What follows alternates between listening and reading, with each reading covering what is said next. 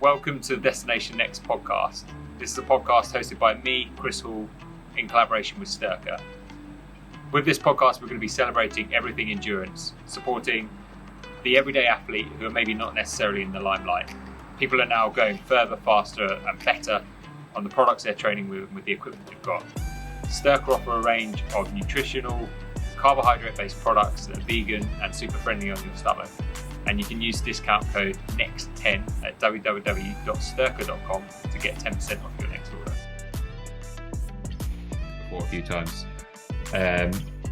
No one likes forgetting to record a podcast. It's like when you get like 20 minutes into it and you realise that the conversation's, the exciting bit's gone. Then you have to do it all forced and it's all just a bit awkward. I did that. I was speaking to someone. Yeah. And it was an hour and a half and I didn't record any of it. Oh my, an hour and a half. And I couldn't ask him to do it again. I just pretended the file broke or something and then never spoke right again. Oh dear. So the problem is, like, I've always found that you get like I've always tried to make a point when I've done these. There's those little flies in my house at the moment. There's another one.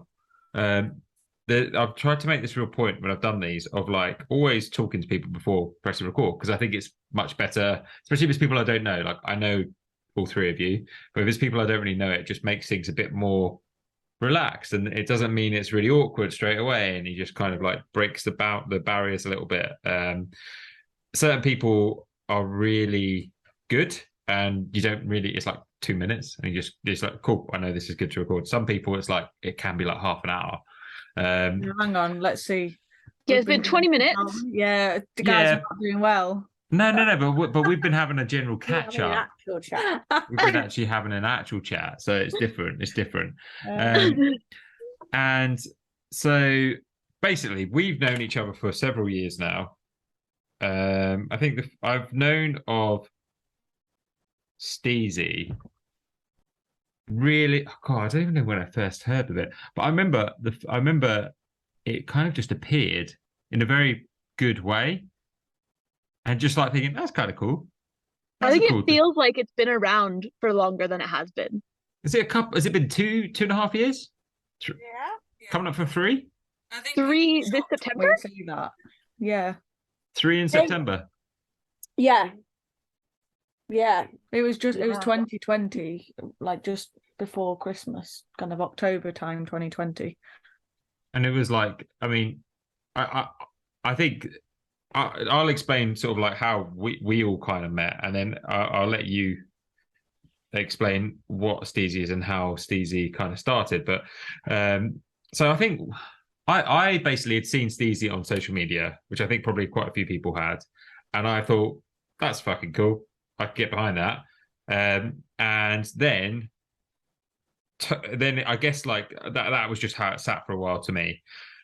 And then Toby, our very lovely mutual friend, love Toby, Cold Dark North Toby, he basically I'd had this idea about organising a ride, like a group ride, and using it as a way of fundraising for charity.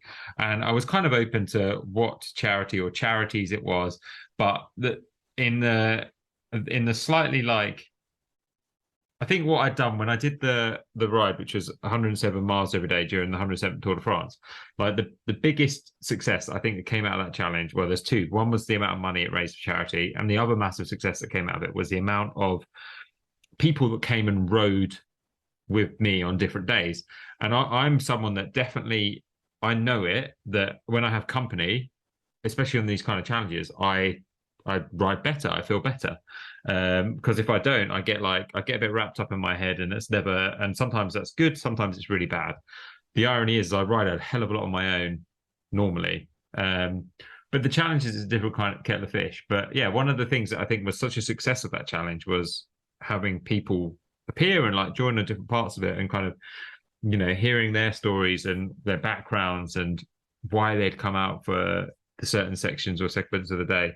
And I messaged Toby, or I put it out there on social media being like, if I was to organise a ride, would people be interested? And it was like an overwhelming yes response. So I was like, okay, cool, that's good to know. And then the next poll I put up was like, if I charged you to do it, but I don't keep the money goes to charity, are you still interested? And same thing, it was like an overwhelming yes response. And then and then there was a couple of other questions in the poll, and then Toby messaged me being like, anything I could do to help, of course, I'm here to help out. Toby being very Toby, Tate being a fantastic dad to everyone. And I was like, yeah, that sounds great, mate. Like, that'd be really helpful, because I to be honest, I kind of was like, the organization of that kind of thing, I struggle to find the time to do it a lot of the time. And Toby is very, very good at organizing things like that. With the Cold Dark North stuff, he's done a lot of it. He's organized routes and rides for so many different people. And then we sat there, and we both sat there and we're talking. And I turned around to him, I said, mate, we are two middle-aged white men trying to organize a group ride. This just doesn't feel right. It doesn't feel very accepting. And I mean, everyone says diversity has been like a buzzword, I think, for the last couple of years, but it just doesn't feel very open and accepting to many people. It's like two white guys, middle-aged. I'm a bit younger than Toby's a bit older than me, but like, we're middle-aged white guys who there could be perceived as coming from a privileged background, and it didn't feel right. And so that's when we got in touch with you. And I think Toby really sort of, because I wasn't really sure I couldn't figure out in my head how to kind of break that barrier down and try and make something that was truly, I believe, truly very welcoming to anyone, which I believe is what we've done. And I genuinely don't think we could have done it without you three. Like, hands down, no, not at all. Like, you three, to me, for the rides that we've done, the Chase the Last Long Days, which was the coast to coast, and the Lakes and Dales loop, which was not a thing, before anyone asks. They couldn't have happened without Steezy, fundamentally. You brought so much to that we could never have imagined or dreamed or envisioned, or basically what I'm saying is, you are all very good people and you're doing amazing things. I don't know how often that gets told to you, but I think it's really important to... We're all blushing. Can't tell with the cameras, can we? And I think I don't want to attempt to butcher what Steezy is. I think it's better coming from you explaining what Steezy is and why you set it up as well. Go on. Well,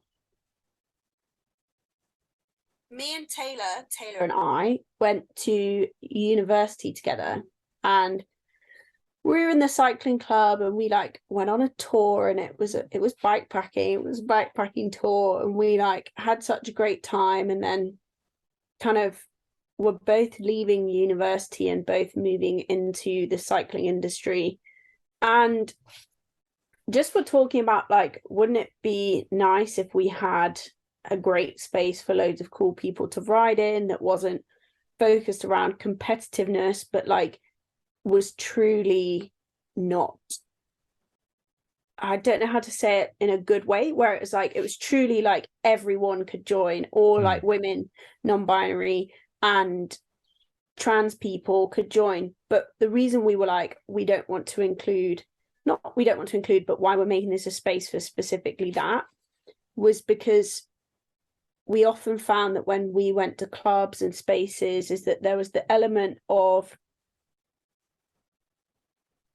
a lot of that group feeling like they didn't belong in cycling. And so by creating a space to be this is for us, we're going to have a sick time, we're going to do it ourselves, felt really empowering and really just enjoyable. And I think that it was something that grew from naturally recognizing the need for a space for women and non-binary people and trans people to empower themselves to ride like that. And so we started Steezy, and I'm sure Taylor can tell you more about the social media And that because she was the one that started the social media and made it pick up very quickly. Can I also just steal the show from you a second, Taylor?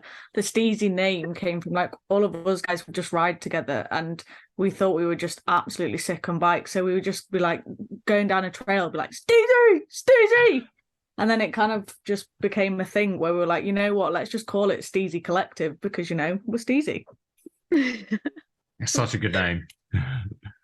I feel like since Steezy started, Kitty, like, I don't know if you feel like this, but like I feel like, and maybe it's just also because now I like know more people in the scene, but also groups like Steezy have popped up. And I mean, like, we've had that conversation about like how many awesome groups are popping up, and like it's amazing. But I don't feel and haven't felt for a long time the way that I felt when we were riding in university together. Like, I feel like my spaces are everywhere now, and I can't quite pinpoint like exactly why that is necessarily, but I'm really grateful for it.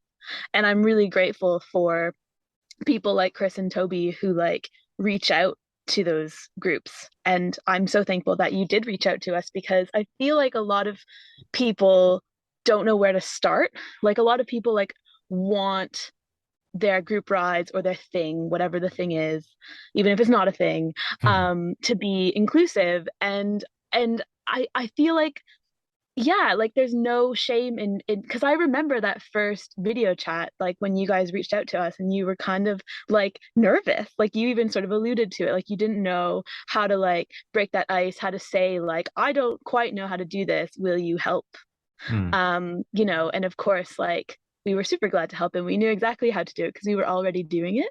And like there's no shame in like being like, hey, if we do this together, we can do it a little bit better. And it's just like kind of freaking awesome. And yeah, like Kitty said, like Steezy has grown into like something bigger than I ever could have imagined. And like, yeah, I love it. And also like Steezy is like a vibe. Like, that's what I will say, because we kind of started this conversation as like, what is Steezy? And like it literally is just like a really good vibe.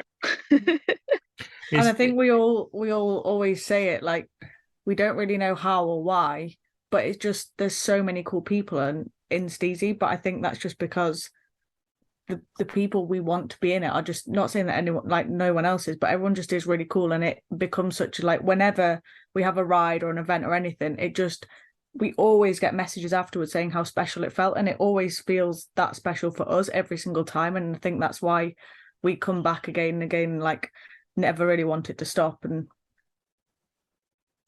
it's definitely, I think, you know, as Taylor said, like me and Toby and I were very much in that mindset of like, we honestly thought that we needed to try and do something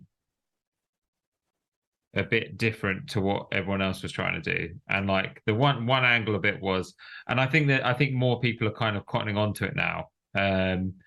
But you know, for us, you know, my angle and everything I do is charity. It's always like, how can I fundraise for charity?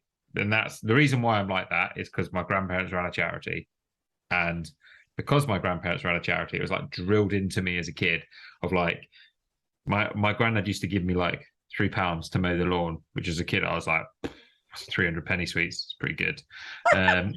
You know, but he would sit there with the £3 coins on his hand. This is before £2 coins. Now I sound old.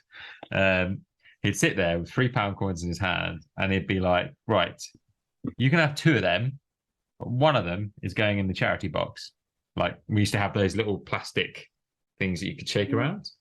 And he was like, you don't need 3. 2's enough for you. And that was like drilled into me as a kid, like from a very, very young age. My grandparents ran an animal charity. My nan and her sisters mainly ran it, and my granddad just sort of sat there on the side pretending to be a grumpy man, basically. He pretended set Kitty off crying soon. Anything to do with charity. Well, he always used to say that he didn't. My nan looked after cats. She looked after the cats in the charity, and he was always like, "Oh, I don't like cats, bloody cats," all this sort of thing.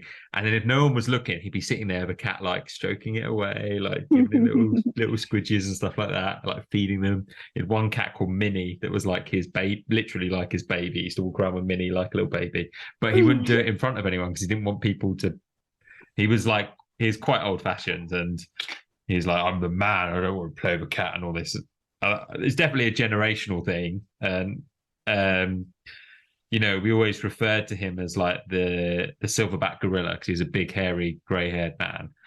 And my nan, as I say, my nan had 5 brothers and sisters, and they all ran different parts of the charity. So like my nan did cats, one did dogs, one did like farm animals, one did reptiles, and one did like just anything else basically. So like, for example, the one that did reptiles, she mainly had like got loads of like tortoises, and she's one of the sisters that's still alive. She's like, I think she's 100 maybe now, and she's still got like 7 tortoises. Like one of them's got like wheels for back legs and stuff like that. Like it's really, oh, that's adorable. Yeah. But they all looked after different bits of it. But yeah, it was very much drilled into me as a kid that there's what's the fundraise like. I used to go to the boot sales. My nan used to put on boot sales, go to the boot sales and help like set it up, and hot dogs, put hot dogs in rolls, sell hot dogs, that kind of stuff.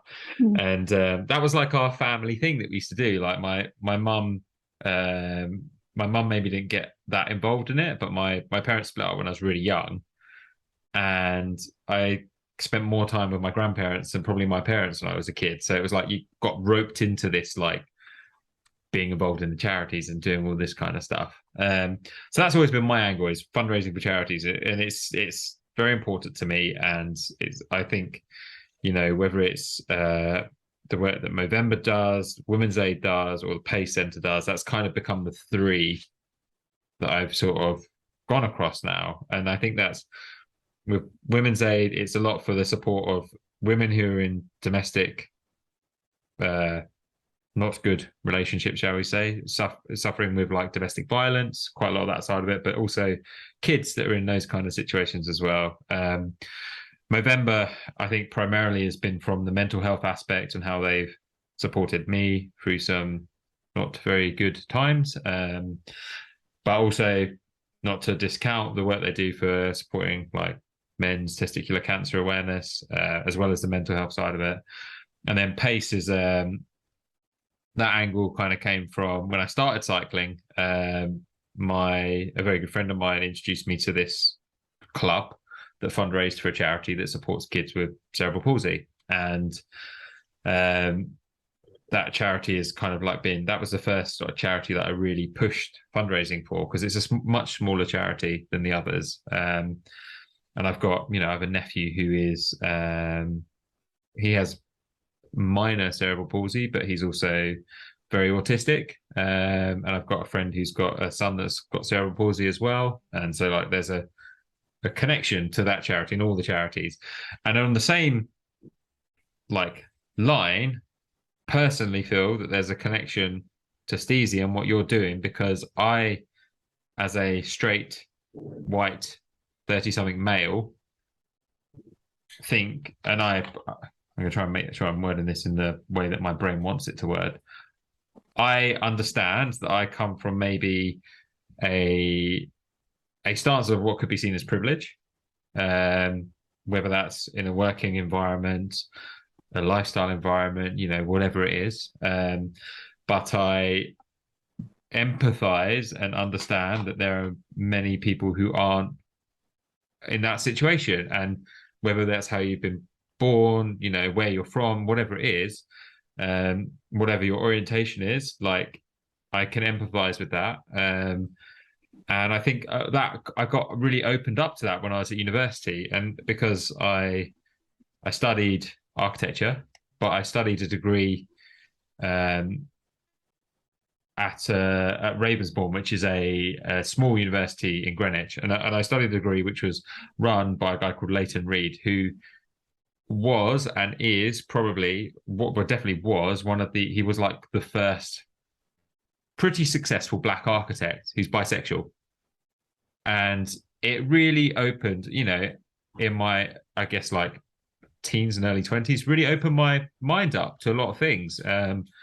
That discussion about sexuality and race, that was something that I hadn't had at school, because I went to a school in Kent which was very white dominated, and also my secondary school was a boys' school. So that was quite common. The part of Kent that I grew up in is like secondary schools were often boys or girls' school, and that was how it was. But I chose to go to that university because I wanted to be taken a bit out of a comfort zone that I maybe hadn't, to learn and understand something that I hadn't truly understood, whether that was about privilege and equality, understanding people's different backgrounds, and also, I guess, the fact that was really good about that course is later made a real point of making sure that the every class, being a white British person, male or female, was the minority. It was so diverse in like getting people from other cultures, other countries, and other backgrounds. And I fundamentally think that has shaped me into the kind of person I am now, because I don't think, especially in architecture, that's very common at all. It's a very white male dominated industry. And having someone like Leighton, who still is like a mentor to me, I still talk to him quite a lot, even though I don't even work in the industry, but having someone like that who, really, I wouldn't say like force fed it down his students' neck, but really like tried to showcase diversity in the best possible context, and show that in architecture you didn't have to be a white guy to be successful. He would regularly sort of organize talks and lectures from people from all over the world, from all different races and backgrounds. And, I really, that for me was really a real, like, almost like enlightening point at an age where I was very susceptible. And then when I started getting into cycling, I think in probably a similar context to everyone here, I found it very, and it's not, I'm not saying this is necessarily a bad thing, but a lot of the older clubs are very male dominated and white male dominated as well. Maybe some of them have a bit of a laddish culture, and that's fine. That's absolutely fine. There's nothing wrong with that. But there has to be something better for everyone else. And I know I've gone on a massive tangent and a rant here, but what I'm trying to say is like what you three have done has allowed for other people to do similar things in a very good way across the world, not just like UK based, not just London based, like globally. It's done a lot of good. Yeah, that was a really big rant. I'm sorry, I had quite a lot of emotions in that. I wanted to get it off my chest. Basically, I can't ever not big you up, because I'm like incredibly proud of you. Like, this podcast is just going to be like a freaking Chris. Yeah, that was a lot.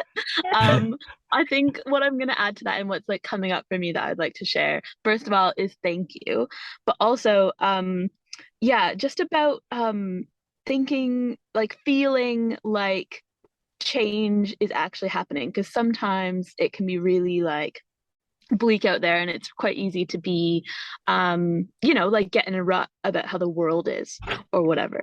And going back to my point earlier of saying, like, I feel very happy and like included in my cycling community now, and it's like such a wonderful thing that sometimes I forget that there is still work to be done. Like, sometimes I'm just like cruising in my own world, and I'm like, oh yeah, like got this thing over here and like this group over here, and like it's all, it fills my heart up. It's great. But actually a few times recently, I've talked to a few different people who I'm going to call it that I've been coming up against some like really old school patriarchal energy recently. The kind of energy that I'm sort of like, oh, wow, like you're still here and you're still thinking like this. Wow, like I forgot that that's still a thing. And a lot of it is like very like good-hearted people, probably like similar maybe to some of these people that we're talking about, like in older clubs, you know, people who just haven't branched out like you intentionally tried to do, to sort of like look at the world differently and be less sort of like sheltered and only with hanging out with people who look exactly like you. And the energy that I do come up against, like the comment is sort of like, cycling is the most inclusive thing I've ever seen in my life. Like anyone can get on a bike. It's there for everyone. It's open. Like it's the most beautiful thing in the world. Like there's nothing wrong with it. You know, there's nothing to fix. You know, it's there. And I've only ever seen and come against friendly faces and welcoming faces. And I've never seen, you know, racism or sexism in my club or whatever. And it's that sort of argument that is still lingering around sometimes, and it's always well intentioned, but to it I will say that that unless there is sort of a very deliberate action or some kind of effort to change things, that nothing will change. So I guess that's, I don't know, maybe I've gone on a tangent now.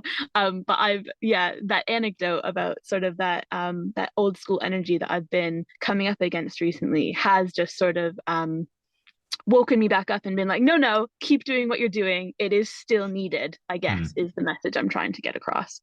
If I can add to that as well, and like, not saying that you, Chris, or Toby are that energy whatsoever, because you were the ones that reached out to us, is like what I found really special about the first Not a Thing was it was you inviting Steezy along to kind of like help learn and grow and create that environment that you want to see, and that we were kind of doing already in our own spaces. And I found that ride in particularly so special because we all got to the end and it felt like we'd accomplished so much together, like in terms of actually just getting there and just being on the road together and raising the money that we did for the charities. And it just felt like such a like awesome weekend. But I think one thing that I took away from it that was so special was like just so many faces on the road. I mean, we all got to the first point at the end of the first day, but we'd kind of crossed paths throughout the day at various cafes or points on the road. And then we all stayed together and kind of got up, had coffee, breakfast. And then there was everyone waiting at the finish line at the coast on the other end. Yeah. And it was just so awesome. Just kind of like, there was all these different riders chatting together. And like you said, kind of sharing stories and experiences. And that's what needs to happen more, I feel. I agree. Completely agree. I do completely. I think that the first one we did, the big successes of it were, you know, everyone waiting at the end.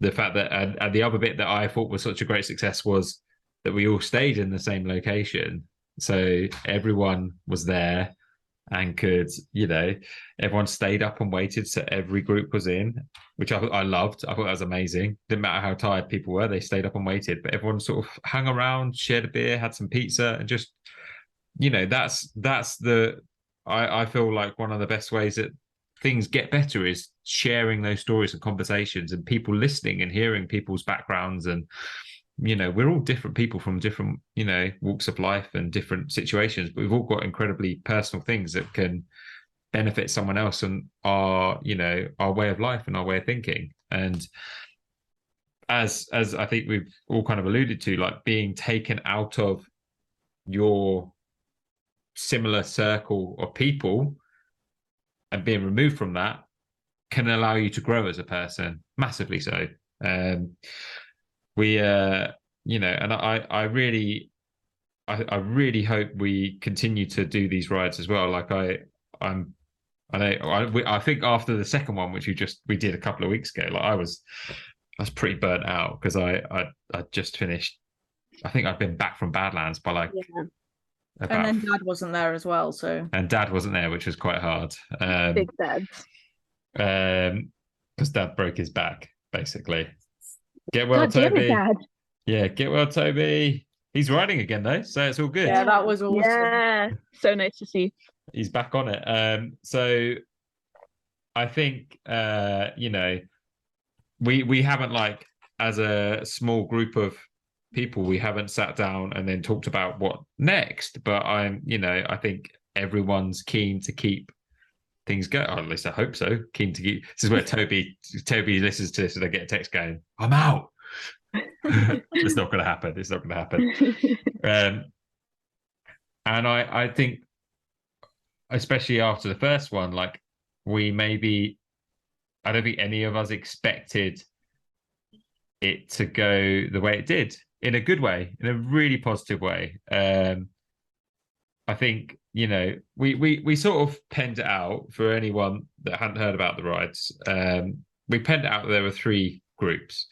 I led a group, Toby led a group, and you 3 led a group with Charlotte as well. So there was a few of you leading groups.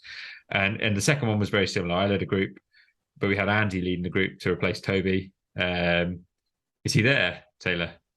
Yeah, but he can't hear us. Oh, fine. I'll like subtly wave behind him. He was actually slightly offended he was not invited to this. Oh, I'm sorry. Poor Andy. I'm sorry. And then, so it was basically, we had 3 groups again, and we worded it. We tried to, and I'm very keen to change the wording of this as speeds. I don't think it should be worded as speeded groups. And I've kept referring it to slow, and slow, because it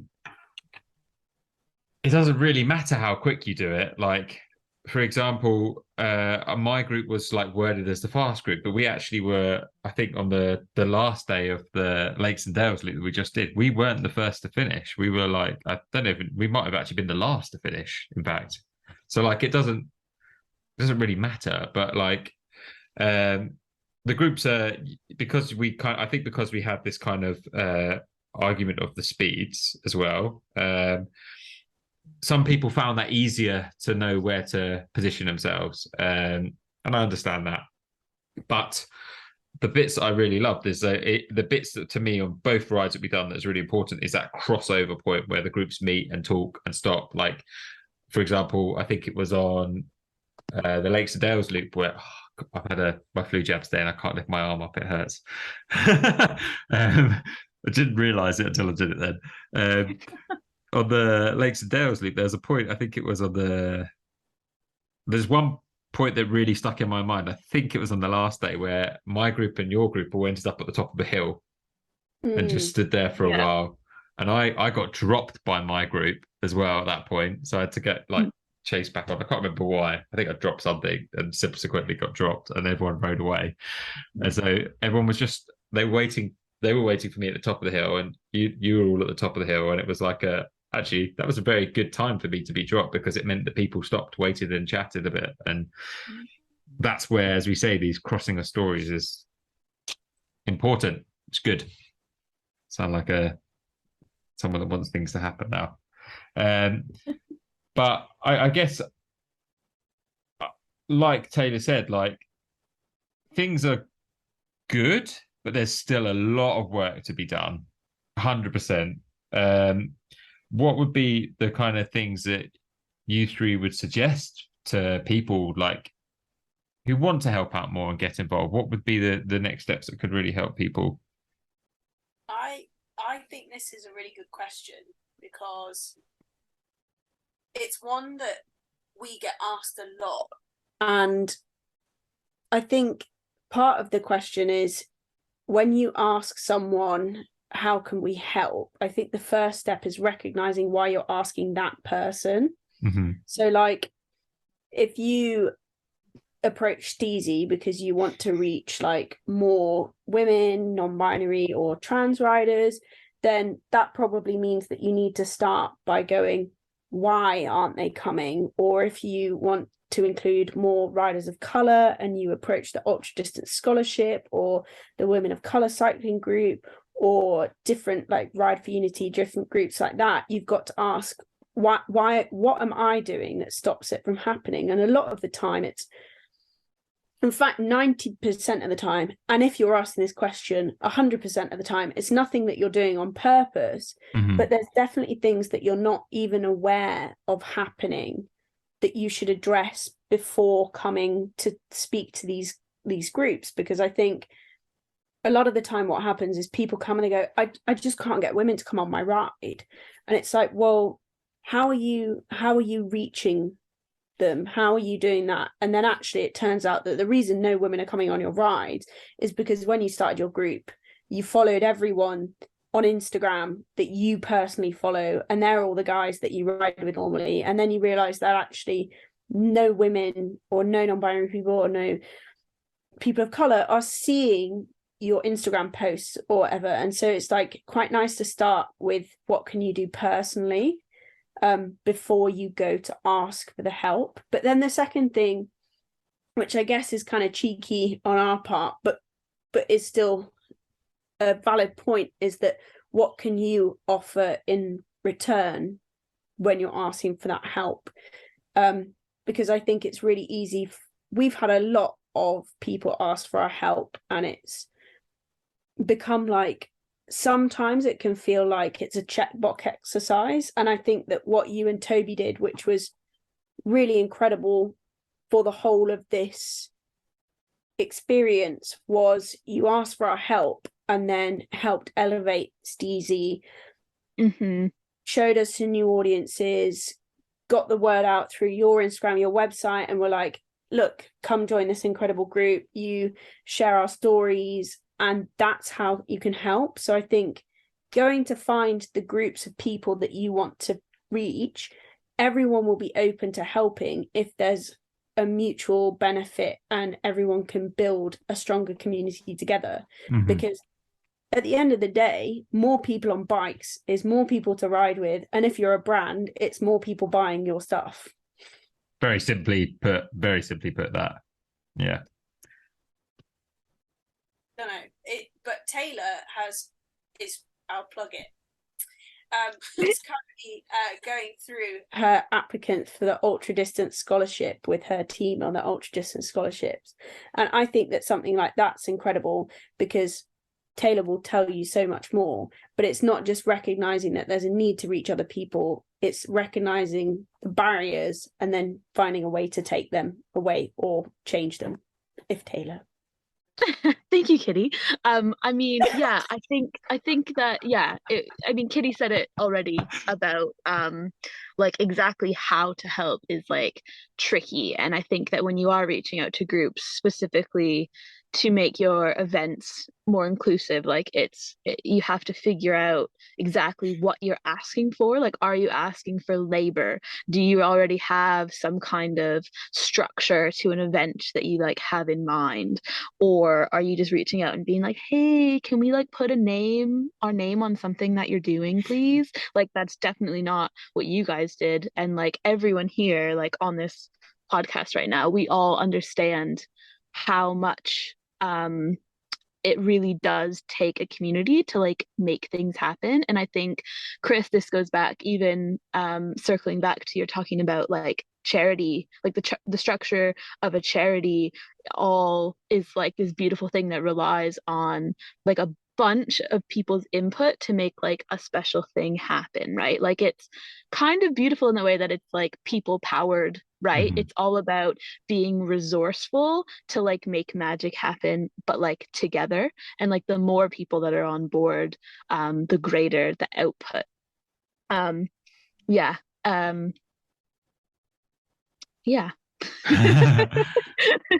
See, I think we should definitely talk about it a little bit. The ultra distance scholarship. It's probably the coolest scholarship that you can get in the world, right? I mean, I hope that people replicate it. Yeah. You know, I hope that it's not the only thing like it. And yeah, I totally will take this opportunity to plug that right now we are running a prize draw to raise money for the scholarship, which is now a nonprofit community interest company. And yeah, I would love for it to be able to pay someone to help run it. So that's the goal at the moment. With the scholarship, which is super exciting. And there's only 11 days left, and you could win a Styrkr OMG mountain bike. There's a size small, a medium, and a large, and you should please go check it out, because like it is a nonprofit, and like the structure of a charity relies on a bunch of people chipping in to make something happen. So yeah, but yeah, the scholarship, I mean, like, oh, gosh, it's just like completely blown my mind. It's going into its third year. It supports three riders every year to train for an ultra race, and has like an intensely comprehensive package attached to it now, because so many people have said yes and gotten on board with it. So they receive a custom bicycle, they receive bike fitting, they receive one-on-one coaching, they receive a mentorship for an entire year, they receive kit, cycling tech, bicycle computers, yeah, and more this year to be announced, which is like really exciting. And the community that has come out of the scholarship has also been mind-blowing and beautiful, and it's only growing. And sort of the people that have gone through the scholarship are now mentors, and are now on the board and are now on the selection committee, and it's just like this machine that is expanding, and definitely changing the ultra cycling scene in the UK. Like, I can say that confidently. There were about roughly, and I say roughly because this was not something that was statistically managed, but there were around 4 people of color on the start line of GB Duro this year. I would say one of the UK's most prominent and well-known cycling ultra races, and three of those 4 were from the scholarship. So I mean, like, that alone, I think, says a lot, and that is what the scholarship is doing, and it's really exciting, and that's all down to everyone involved. It's a fantastic opportunity for people as well, and like, I'll put a link in the description for people who want to potentially win one of these very nice looking bikes, with amazing, the paint schemes are stunning as well. Yeah, they did really well at Bespoke. They were showstoppers. Yeah. And really they were amazing looking bikes. And if people don't know Steyr as well, go check out Steyr. They make lovely road, gravel, mountain bike, fixed gear, basically everything, isn't it? Yeah, I mean, custom hand built steel bicycles and wheels. Yeah. But you haven't made no unicycle yet, right? No unicycle. I'll talk to Sam about it. Come on. Missing a trick. Oh, there's big demand for unicycles. Big demand for them. No TT bike either, eh? Can you imagine? Are you suggesting something, Chris? I've always special collaboration. Yeah. I think the next big thing will be Not a Thing Does Unicycle, and this is where Steyr make custom unicycle bikes, and we cycle one of our routes on unicycles. Yeah, I'm keen. My dad, actually, useless plug to my dad. He's very good at unicycling, very, very good at it, and juggling at the same time. And he still has the unicycle that basically at a point of his life, he was in a circus, and he used to unicycle and juggle. Awesome. I was an absolute disaster on a unicycle. I've got no hand-eye coordination, so I can't juggle. But the unicycling, I used to try it out a bit as a kid, and it's very hard. Very, very hard. You say that like you're surprised.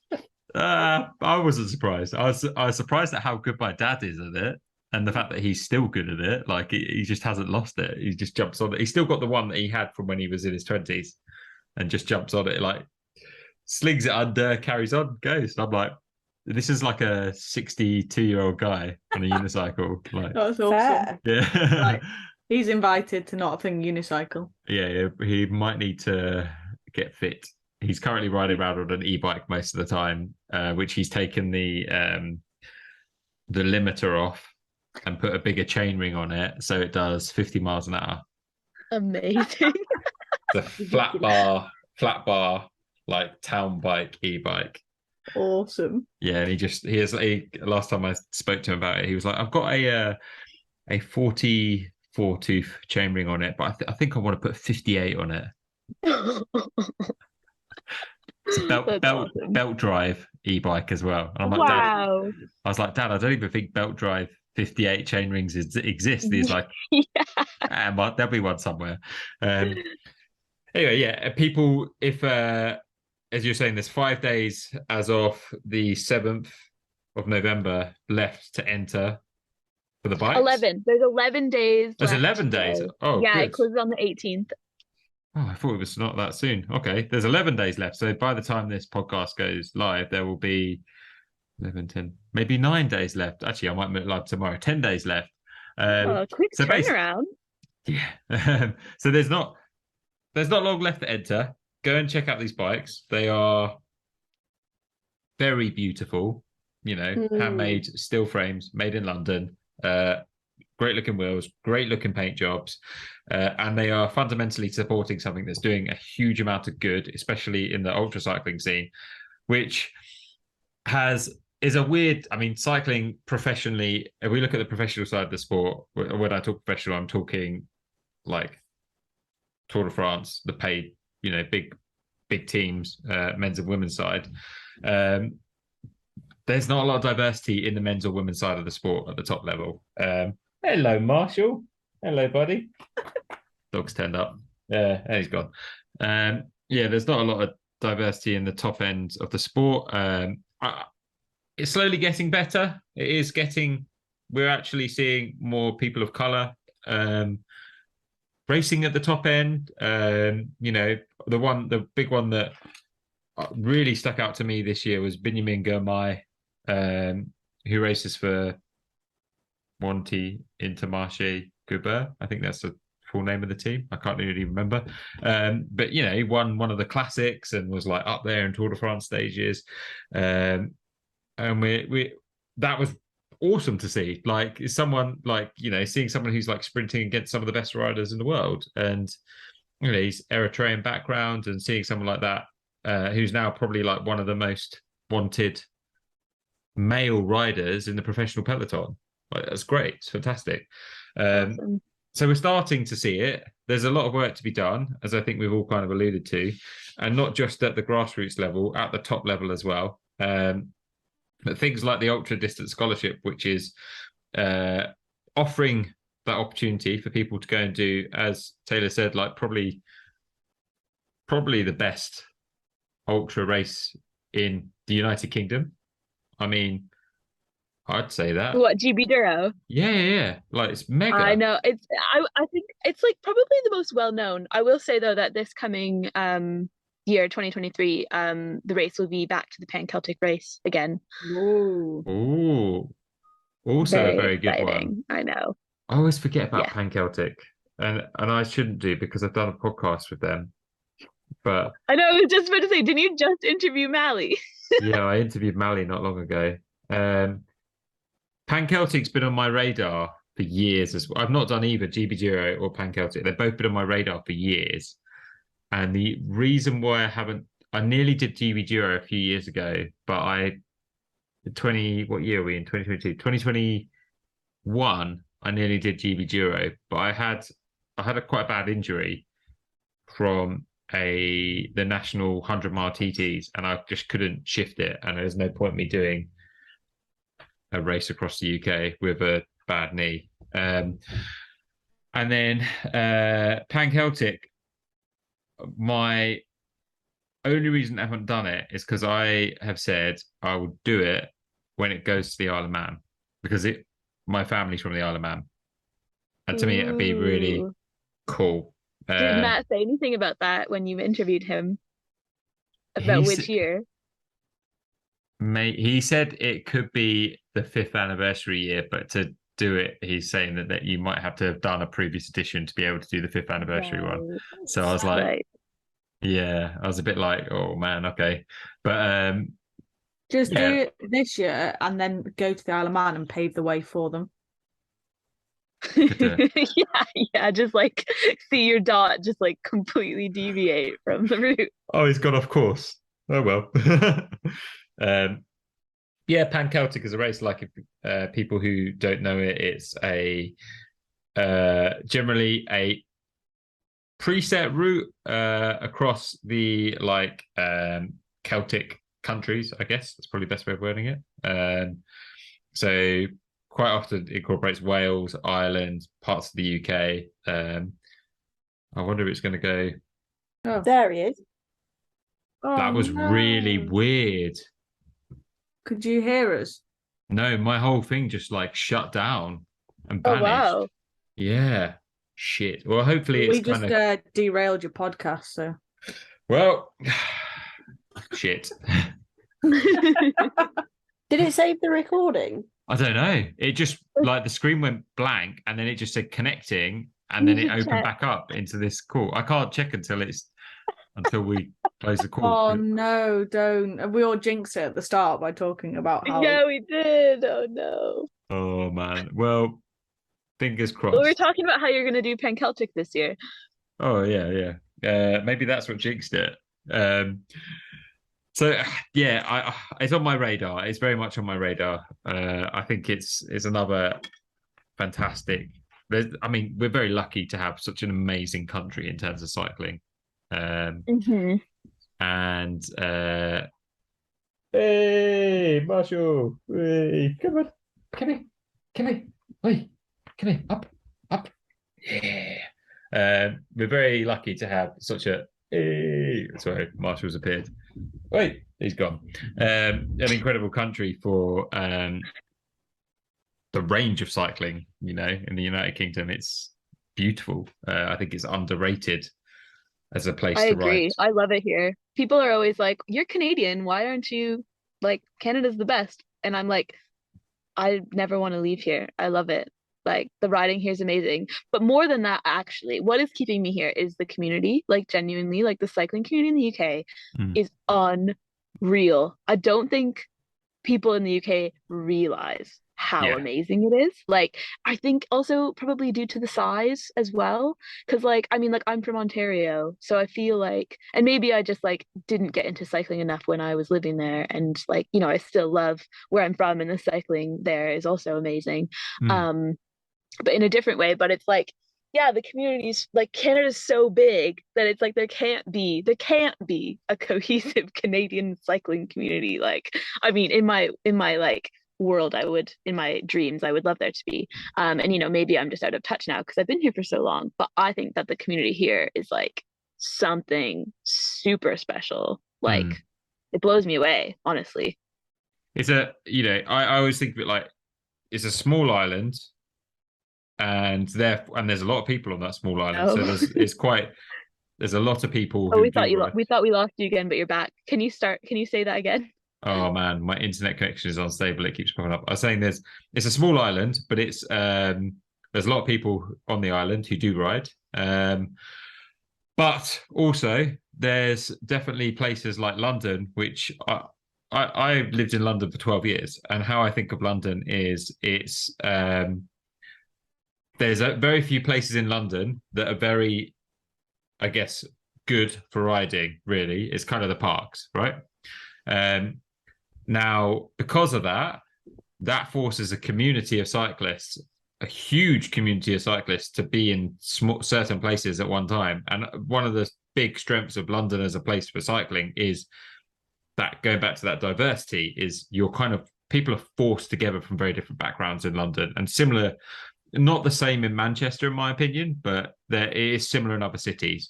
And I feel that is one of the strengths of city cycling and riding, is the amount of people and community that grows out of that.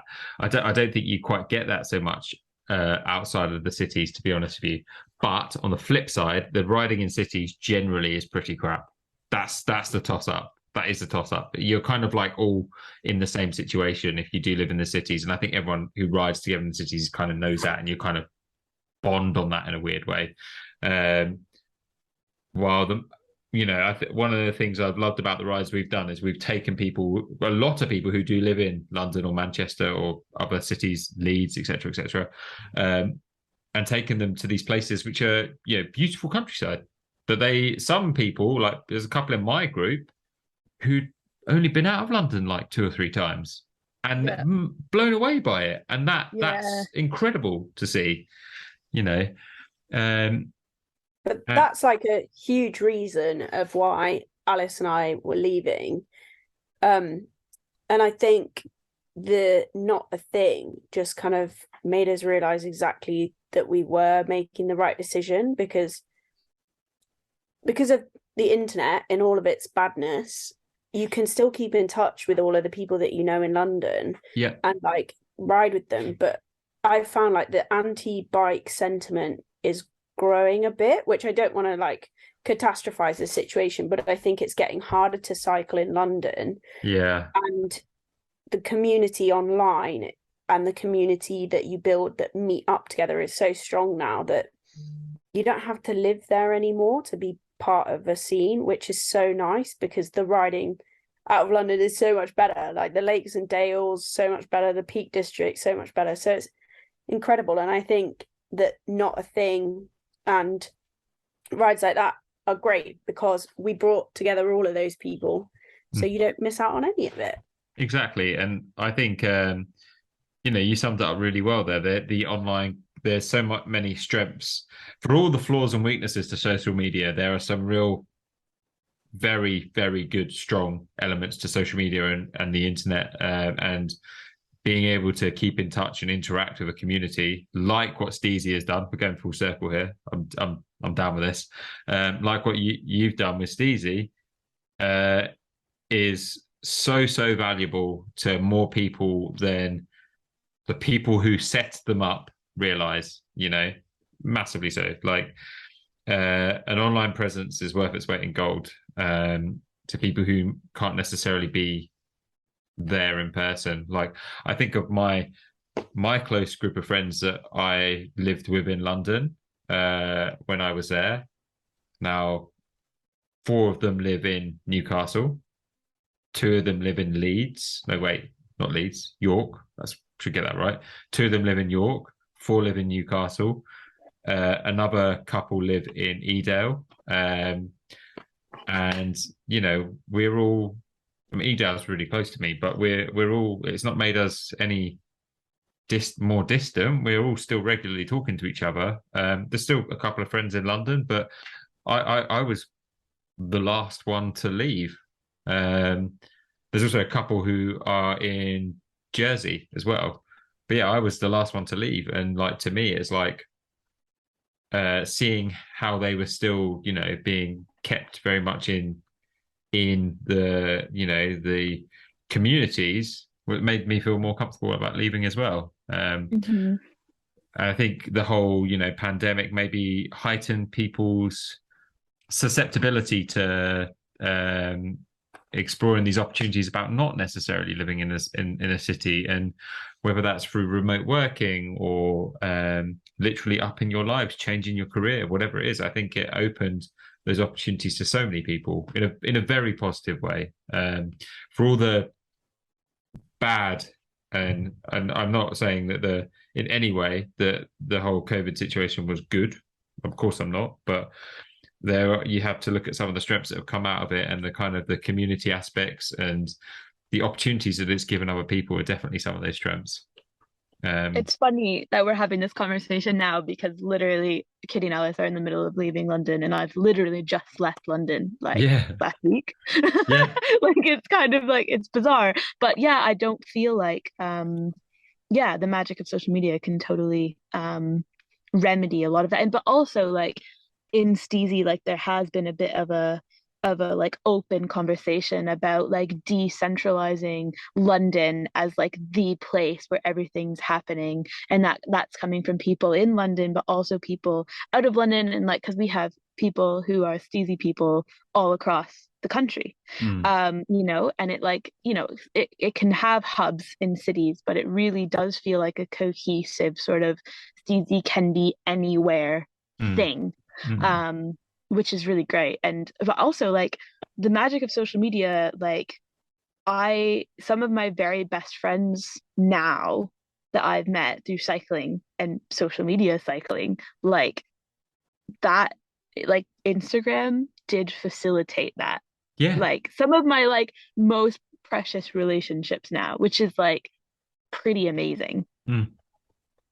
It's yeah, I mean, you summed it up better than I could, to be honest with you there. But I will put one caveat in, is I do wonder if it's an age related thing as well, because we're all a bit older. I'd imagine that maybe some that I still could see the appeal as someone coming out of university to being in London, but I think I do also, to flip that argument again, think that the pandemic changed a lot of people's mindsets about the need to be in an office-based job or in a city or whatever it is. I really do. But yeah, Taylor, you worded it better than I could, in the sense of how, social media has had so many strengths to so many people, but also allowed people to make their best mates out of it. Like the group of people that I started riding with in London when I first moved to London was all because one guy set up a WhatsApp group, which is still going to this day. It's called What Is It? Or What Is This? I think is what it's called now.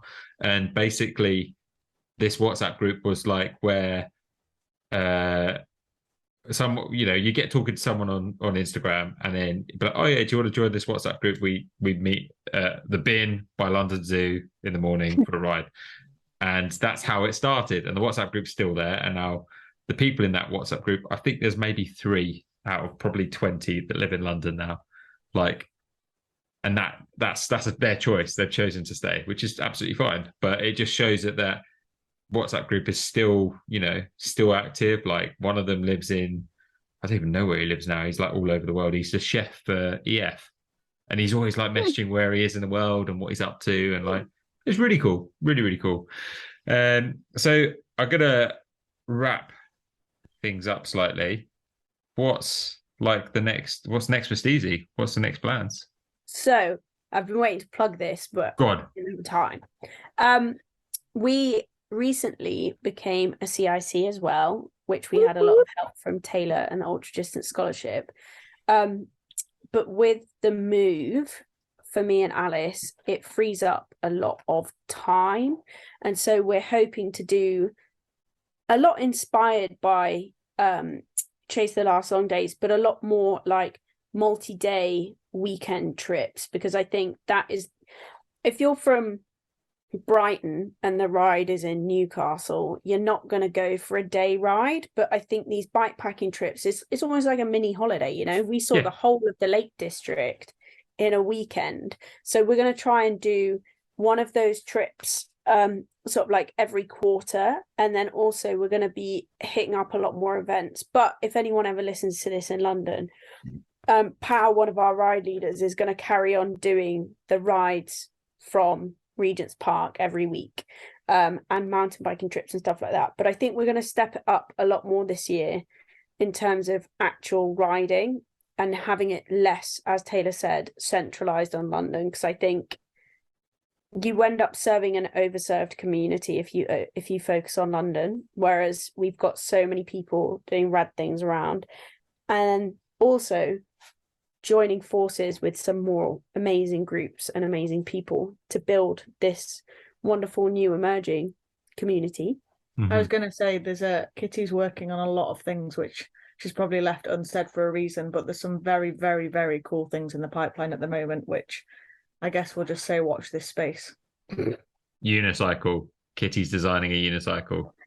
I have 10 already. Let that one slip. Oh, cool. So what's the best way for people to be kept up to date with everything that's going on with Steezy? For now, it's the Instagram, but this is all part of like Out of London More Time. Our website will be ready for 2023 with an events calendar and a mailing list and stuff like that. But for now, it's definitely our Instagram, which I know isn't helpful for anyone who doesn't have it. But we also have a Discord, which if people want to join, message us on Instagram or email us at hello@steezycollective.com and we can add you to the Discord. Amazing. You 3 are doing amazing things. Please don't stop. Thank you for having us on this podcast. It's been a pleasure. I think the important thing to say is that, there's, what is that? Sorry, I keep finding like random. I have like an old like architect's cutting mat on my desk, and it's one that I had in my office years ago, and I keep finding things with it. I think the important thing to say is like everyone is still learning and understanding, and it's always going to be a continual learning and steps forward for everybody. And what you three are doing is incredibly powerful and positive for the cycling community, and I'm very proud that we've been able to do some stuff together. Anyone listening, go and follow Steezy. When the website goes live, get on that mailing list, all that kind of stuff.